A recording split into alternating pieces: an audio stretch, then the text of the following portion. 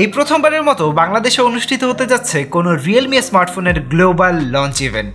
আগামী 21শে সেপ্টেম্বর সেই লঞ্চ ইভেন্টে রিয়েলমি দারুণ একটা স্মার্টফোন আনভিল করতে যাচ্ছে। সেই স্মার্টফোনে থাকবে 90 হার্টজের ডিসপ্লে সহ দারুণ কিছু ফিচার। সেই ফিচারগুলো সম্পর্কে জানতে অবশ্যই আমাদের ভিডিওটা প্রথম থেকে শেষ পর্যন্ত দেখতে হবে এবং অবশ্যই সাবস্ক্রাইব করে রাখতে হবে আমাদের চ্যানেলে। তো ভিডিও শুরুতে প্রথমে ধন্যবাদ জানাতে চাই রিয়েলমি বাংলাদেশকে তাদের লঞ্চ ইভেন্টের আগেই আমাদের স্টুডিওতে রিয়েলমি C17 স্মার্টফোনটা পাঠিয়ে দেওয়ার জন্য। সো চলুন দেরি না করে শুরু করে ফেলা যাক রিয়েলমি C17 এর আনবক্সিং অ্যান্ড ফার্স্ট ইমপ্রেশন।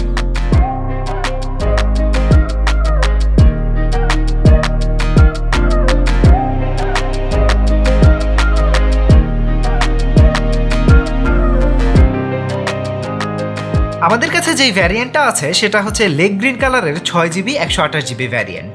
বক্সের প্লাস্টিক র্যাপটা সরিয়ে ফেললে একটা ইনভেলপের মধ্যে সিম এজেক্টর পিন, কিছু পেপার ওয়ার্ক এবং একটা সিলিকন কেস পাওয়া যাবে। অ্যান্ড রিয়েলমি এর সিলিকন কেস খুবই ভালো মানের, কারণ এটা শুধুমাত্র ফোনের বডিটাকে প্রোটেকশন দেয় না, এর পাশাপাশি ডিসপ্লে প্রোটেকশনের জন্য একটা বাড়তি অংশ দেয়া আছে, যার ফলে উল্টো করে ফোন রাখলেও ডিসপ্লের উপরে কোনো প্রেশার পড়ে না। সিলিকন কেসটা সরিয়ে রাখলে পাওয়া যাবে রিয়েলমি C17 স্মার্টফোনটি, জানিয়ে একটু পরেই কথা বলবো। এরপরে বক্সের মধ্যে জাইগ্যান্টিক সাইজের একটা 18 ওয়াটের ফাস্ট চার্জার এবং একটা USB Type-C কেবল দেয়া আছে। তো বক্স কন্টেন্ট সরিয়ে স্মার্টফোনটার দিকে তাকালে এটা রিয়েলমির টিপিক্যাল স্মার্টফোনগুলোর মতো মনে হবে না। আই মিন গ্লসি ব্যাকপার্টের পরিবর্তে এই স্মার্টফোনটাতে ব্যবহার করা হয়েছে ম্যাট ফিনিশের একটা ব্যাকপার্ট, যেটা আমার কাছে পার্সোনালি খুবই ভালো লাগে, স্পেশালি যখন আলোতে নিয়ে যাওয়া হয়। ফোনটির ডান দিকে পাওয়ার বাটন এবং ভলিউম রাখার দেওয়া হয়েছে এবং বাম পাশে ডেডিকেটেড সিম স্লট দেওয়া হয়েছে। ফোনটাতে রিয়ার মাউন্টেড একটা ফিঙ্গারপ্রিন্ট সেন্সর আছে এবং যখন ফোনটা আপনি হাতে নেবেন তখন খুবই ইজিলি এই ফিঙ্গারপ্রিন্ট সেন্সর পর্যন্ত আঙুল পৌঁছে যাবে। অ্যান্ড এটা খুবই ফাস্ট অ্যান্ড অ্যাকুরেট ছিল, just press and unlock. Fingerprint সেন্সরের ঠিক পাশে একটা কোয়াড ক্যামেরা সেটআপ দেওয়া আছে। This is the best camera setup so far in any Realme C series devices. কিন্তু এখনো পর্যন্ত এর তোলা ছবিগুলোতে আমি কোনো মন্তব্য করতে চাচ্ছি না, বাট আপনারা স্ক্রিনে এখন এই ফোনে তোলা ছবিগুলো দেখতে পাচ্ছেন। তো আপনাদের কাছে এর ক্যামেরাটা কেমন মনে হয়েছে সেটা অবশ্যই আমাদেরকে কমেন্ট সেকশনে জানিয়ে দেবেন এবং ওয়েট করবেন আমাদের ফুল রিভিউয়ের জন্য, যেখানে আমরা এই ক্যামেরাটা সম্পর্কে ডিটেলসে আলোচনা করব। এই জন্য অবশ্যই আমাদের চ্যানেলটাতে সাবস্ক্রাইব করে বেল বাটনে ক্লিক করে রাখবেন।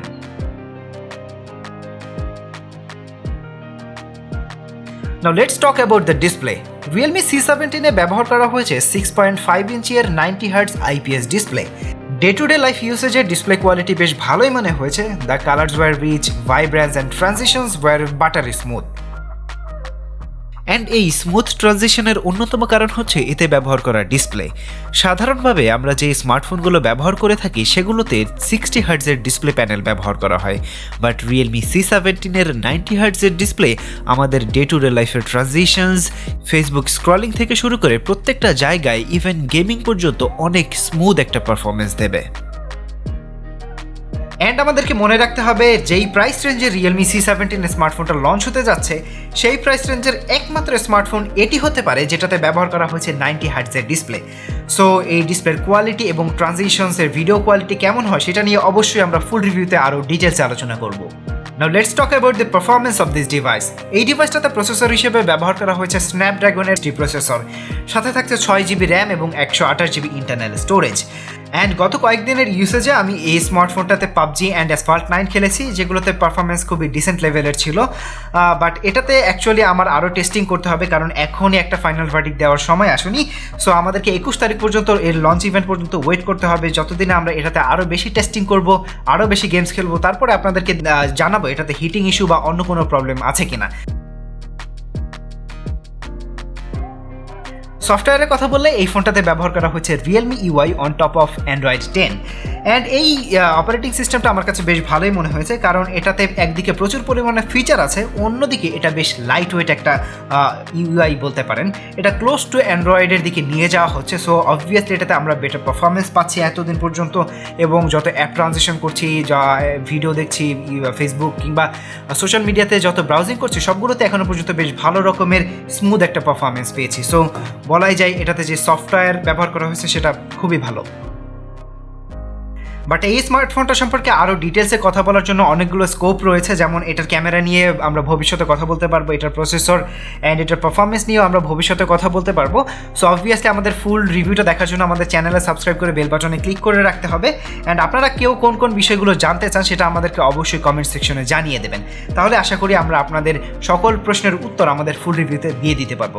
সো আশা করি আজকের ভিডিওটা সবার ভালো লেগেছে। যদি ভিডিওটা ভালো লেগেই থাকে তাহলে ভিডিওতে একটা লাইক দিবেন, যদি কোনো প্রশ্ন থাকে কমেন্ট সেকশনে করতে পারেন, এবং অবশ্যই টেক কথন চ্যানেলে সাবস্ক্রাইব করে বেল বাটনে ক্লিক করে রাখবেন। তো আজকের মতো এখানে বিদায় নিচ্ছি, টাটা বাই বাই, দেখা হবে পরে কোনো ভিডিওতে।